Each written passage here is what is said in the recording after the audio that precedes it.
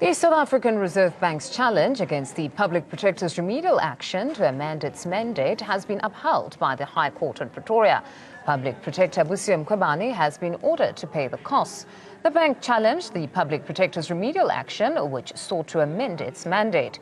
While Mkhwebane initially defended her remedial action, she conceded and withdrew opposition to the application. Let's look at possible reasons behind the judgment. Could it have been that Mkhwebane's withdrawal of opposition to the application has influenced the decision, or that the mandate change was seen as a threat to the South African Reserve Bank's independence? Perhaps fear of further ratings downgrades if the SARB mandate was altered. We welcome the judgment, and I think that we will let the judgment speak for itself. We have posted it on our website. And I've got nothing further to say other than to say that we welcome the judgment.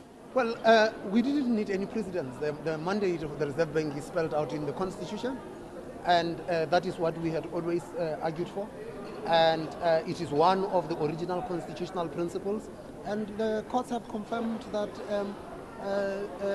have decided to set aside the remedial action of the Public Protector, and we welcome that. It was an expected judgment in any way, that the High Court was actually going to set aside and dismiss the particular remedial action on the basis that, one, the Public Protector and the Office of the Public Protector failed in actually upholding one of their own strong tenets. I mean, they made a remedial action. And then halfway they then pulled back and said that they withdraw and are not going to defend. Why didn't they defend? We don't know as to what are the reasons. Well, look, as regards the Reserve Bank, really it is indeed a missed opportunity. And we think that perhaps the wording might have given an unintended consequences.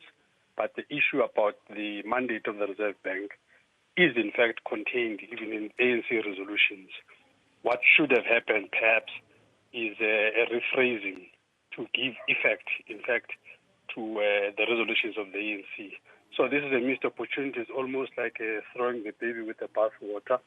But what one would say is that going forward, perhaps the ANC should look at what was the intention of the Public Protector and marry that with the resolutions of the ANC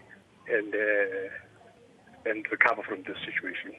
Well, we at SARB acknowledge the judgment taken by the High Court, but also raises the questions as to what now.